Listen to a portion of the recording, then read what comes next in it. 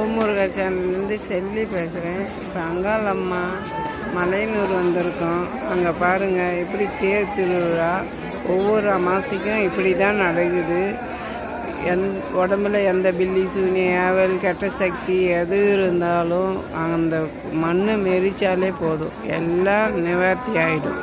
இங்கே பாருங்கள் எவ்வளோ ஜனம் எப்படி இருக்காங்க.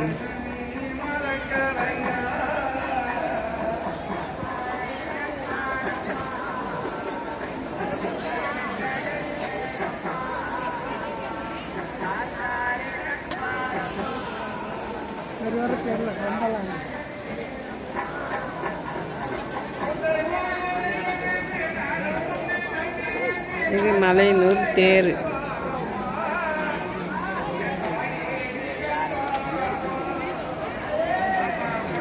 கரெக்டாக 12 மணியெல்லாம் எலுமிச்சம்பழத்தில் கற்பூரம் வச்சு இப்படி பண்ணி சுற்றி உடைப்பாங்க.